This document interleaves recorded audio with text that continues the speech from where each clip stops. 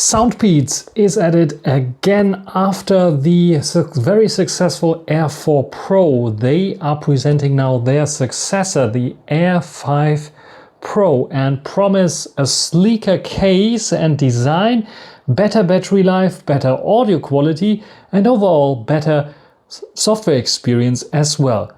So I have the Air 5 Pro here thanks to Soundbeats, and I will check it out right now. So let's get started.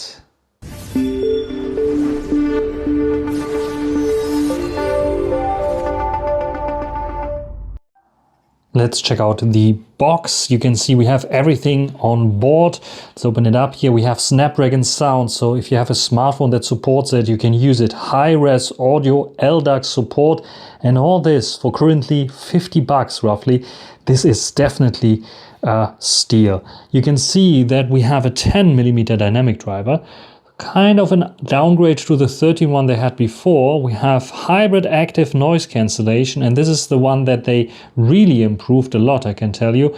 And we have 37 hours of playtime together with the charging case, I expect.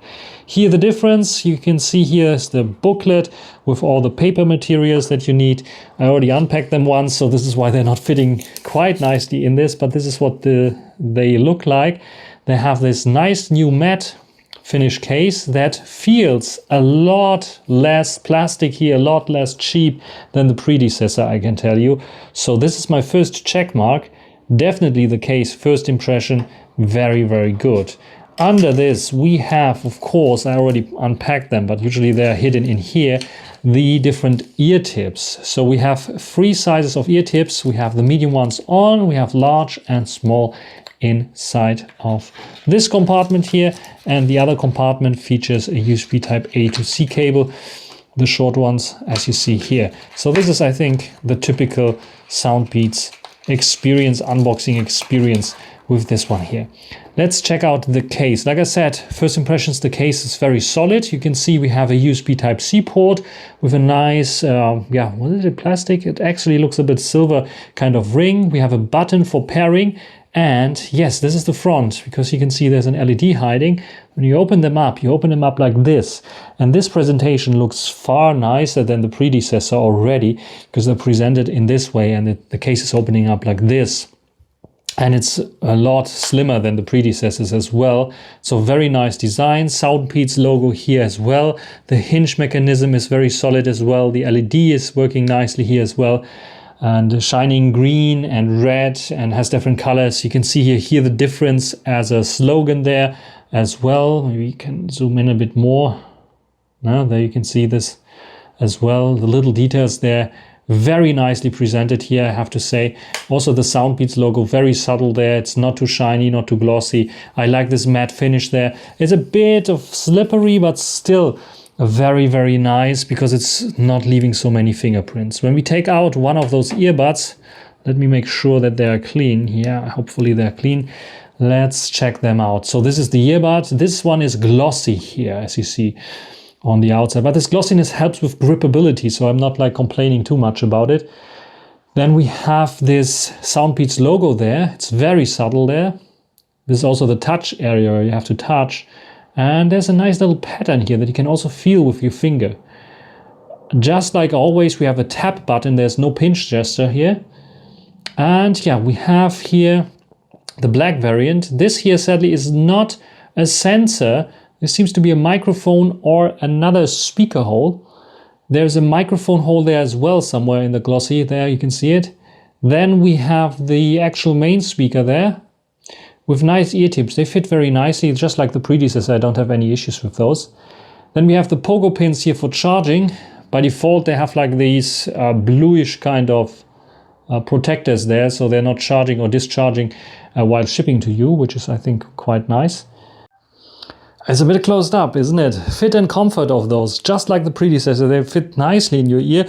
Can twist them a little bit to make them fit. Even with the mid-size tips, I don't have to swap to the larger tips. They're fitting very, very nicely. Stem cells, of course, they look out a little bit, but I think it's looking pretty sleek, isn't it? So I don't have anything to complain here. I hear myself already muffled because the sound isolation, the passive noise isolation is already very, very good. So yeah, both thumbs up. Very, very good, as always, with the Soundbeats. This is a test with the Soundbeats Air 5 Pro. How good is the audio quality here in a quiet environment? Should be sounding pretty good. I think they have nice bassy kind of sound, so not very tinny, which helps with deeper voices like male voices for sure. And I think in general they are pretty good. Also outdoors, when you have like a lot of wind, the ENC electronic noise cancellation and the 6 mics in total, so 3 on each side, are helping them out to have this beamform focus on your voice. And yeah, you can definitely use them as good as well as other wireless headphones. They are sounding pretty nice in terms of microphone quality. Let's talk a little bit about the battery life. We have 7.5 hours of battery life with those with ANC off, and I think in total it's about a little bit over 30 hours of battery life with the case. So they are pretty solid when it comes to battery life. Of course, when you're using LDAC, it might be a bit shorter, and if you have ANC on, it might be a bit shorter as well with those here. But the Soundbeats Air 5 Pro hold up pretty long, and for the very compact kind of design that they have, I think it's pretty okay. What do you think? When you connect them to your phone, you have the Soundbeats app. That is actually the Beats Audio app that you can download, Beats Audio. And after you open it up, you have the ability to connect it to your device, in my case, the Air 5 Pro. And if they're connected, it takes a while, but then you get all the information, just like the charging level. You can see if transparency mode or ANC is on. So we have those 3 options there. We have even the double device connection feature. So we have possibility, I have it now connected to my Xiaomi Mix Fold 4, but also my Honor Magic 6 RSR. So I have the possibility to have it connected to multiple devices. Then we have disable touch, which I can enable there. I have custom key options. So yes, here you can see all the controls already. Left and right ear, volume up and volume down, the typical Soundbeats control. So you have volume control. You have also play pause control. With a triple tap on the left or right ear, you can call the voice assistant, and long press switches between noise cancellation or here next track. If you want, for example, a triple tap or a long press to go to the previous track, this is also possible with these options here. You can just simply change it as you see here. So basically you have the full flexibility when it comes to sound control. I think the only problematic is something you cannot mute it when you are on a call or something like this. This is not possible with this one, but otherwise it's like almost 10 out of 10 points that you can get with those here. Then we have a gaming mode, which is a low latency mode. I think it's under 100 milliseconds, so it's very good. Might be even under 50 milliseconds because we have here Bluetooth 5.4 support, which is already very good. We have some controls here like EQ settings. By default, it's Soundbeat Classic, but you have lots of more settings here. Even I think some that for anime music lovers or J-pop lovers here. Various different ones. You have adaptive EQ, where you can perform a sound test on both ears and that will adapt the EQ to your sound level, or you have the possibility to have a custom EQ. You can see I have various different options to customize the EQ for various different genres, even if I want to. So this is a possibility, but I stick with the Soundbeats Classic for my test here. You see that you need an app and you need an account for this. So this is one of the downsides maybe for some people that don't want to have an account. You have to have an account, but this allows you to access your user manual as well. I think the only thing missing here from this app would be maybe the possibility to share the EQs with the community. So if you create a new EQ here, that I'm able to share it with the community. That would be very cool because I have an account already. I have to have an account. Why not able to share it with friends that have an account as well? That would be quite nice to have like a community of that, optimize it maybe more for their listening pleasures. Otherwise, we have also the possibility to Fetching device status for more advanced settings, like for example LE audio that we can turn on. Yes, they also feature LE audio. LDAC support, they also feature LDAC support. This is now connected via Bluetooth, and you can clearly see that this one here is now using aptX lossless. And if you have a sound Qualcomm Snapdragon sound capable device, it will also use this. And here are some additional options that you can take.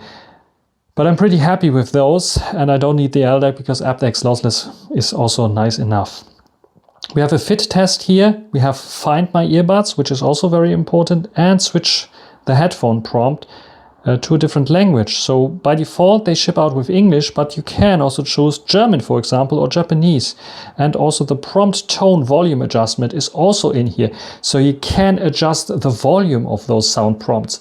Very, very cool, because for a sound, for a whole true wireless headset that is like only $50, there are like some who are $300 and don't offer such flexibility. Reset and yeah, firmware upgrade. Let's check if I'm on the latest firmware. There is an update available. So this will update the earbuds. I say, okay, let's download it and let's upgrade the earbuds. And I will test it, of course, then with the latest update here, which is, I think, now version 2.2. And then we will see how they will sound like. Let's talk about the ANC of the Air 5 Pro. And this is the one way they improved, I think, the most in comparison to the predecessor, the Air 4 Pro, because the ANC is so much better that I would say it's in a totally new league. Where those were adequate in filtering out the low rumbly noises of trains or airplanes, those are not only filtering them out a little bit better, like 55 dB is what they are claiming here of noise cancellation, but also the higher ends, the people talking around you, is much more cleaned out by the ANC here. Where the ANC is a huge upgrade, I think the transparency mode is not so much in comparison to those here. They're very, very similar, where I would say those here might be a little bit more affected by wind noises than those were. And those were not perfect either from the start or get-go.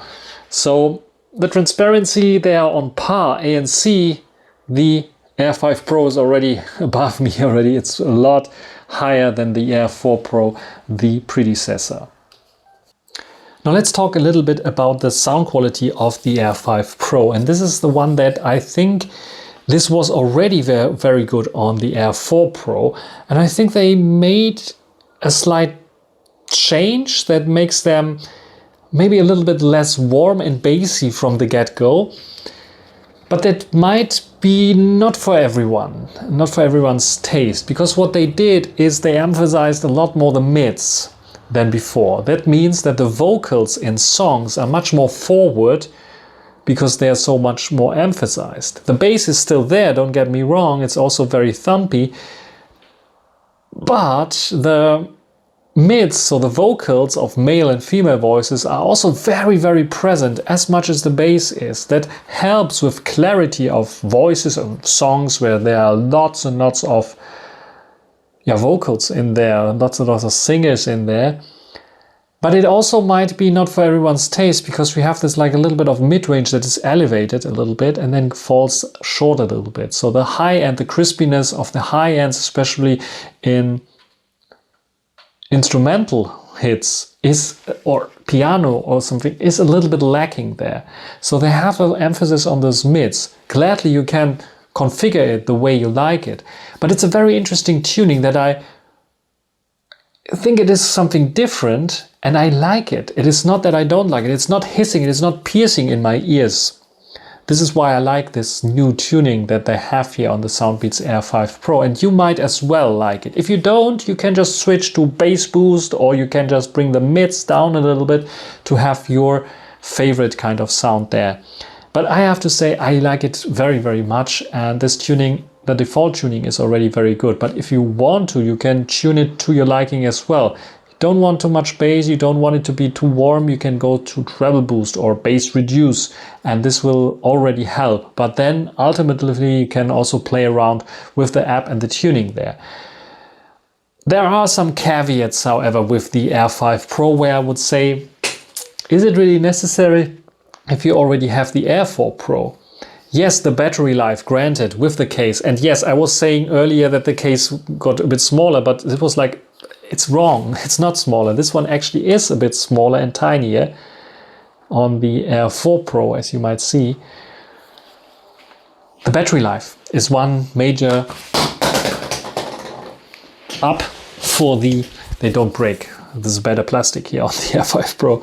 A major up for the Air 5 Pro, because we have 37 hours with the case. Just like this case here, 10 minutes charge gives you like 2 hours of listening time, which is a quick fast charging option. Very, very handy indeed if you forgot this to charge them and they're just prompting, yeah, they're going off in a second or so. Just put them in for a few minutes and you have like 2 hours to go, which is like super, super convenient for sure. Air 4 Pro, they have wear detectors. So if you have them on your ear, you just put them out, the wear detector will stop or pause the music. Those don't have anymore, those wear detectors, which is a little bit, they were not fantastic on the Air 4 Pro to begin with, but I was expecting for the successor to improve upon it, but they just kicked them out completely. Hopefully it's just a temporary kick out until they have them perfectly done for the Air 6 Pro. It's a bit of sad that they are out there. I miss this feature sometimes and have to like double tap to pause the song then or the video that I'm listening to.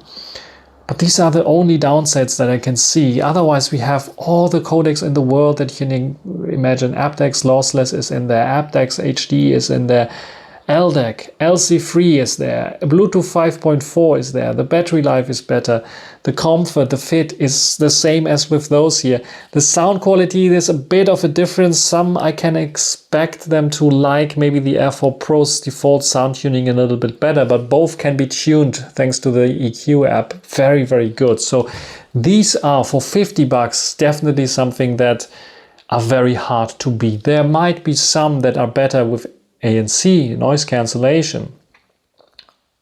But the whole complete package that you will get, the battery life, the codec support, the transparency with ANC for 50 bucks, hard to beat. What are the wish they would have kind of things? Also for 50 bucks, or like the retail price is 80 bucks or something like this. Wireless charging would be very nice to have. I know that it is usually not seen in this price region, but there are some exceptions that also put like wireless charging on. It would be nice to have, a nice to have feature. The wear detection for sure I want to have. In the app, in the Soundpeats app, Peats Audio app, I want to have the possibility to share my EQ. I saw it once in a competitor's app that they have the possibility to share the EQ with a little bit of a community. If this would be included, then the pain point for some people to create an account just to manage their earphones or their headphones, their wireless headphones, would be less painful for them.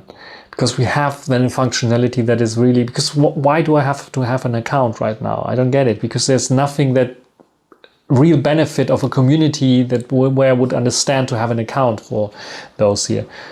So allow us to share our EQs with the community, IQs maybe as well, and emotional intelligence as well eventually. EQs here with the Soundpeats app, maybe not only helpful for those, but also helpful for those here, so the predecessors and every other Soundpeats app compatible headphones. This would be very, very handy. Otherwise, battery life 7.5 hours. Like I said, I use the default ones. Of course, if you use LDAC, if you have ANC on all the time, then battery life will go down. But yeah, I have them in my ears. I like to use them very, very much. They are better than some of the smartphone brands' own headphones when it comes to the sound quality for sure, and battery life especially. So I like those definitely, and I can fully recommend if you're searching for a very good under 50 bucks or 50 bucks right now, for sure it will be 80 at one point, true wireless headphones that have all the bells and whistles but are not like this super expensive kind, but still very good. Those are the ones to get. Air 5 Pro is my first recommendation, and Air 4 Pro would be my second recommendation for those people, because probably they are even cheaper now to get, that want to spend even less but want almost the same quality as the Air 5 Pro. But the Air 5 Pro, if you're interested in them, I will put a link down below in the comments, in the description actually, and you put your questions in the comment section. That's it for this video. Hope you enjoyed it. Thanks for watching. Until the next time. Bye.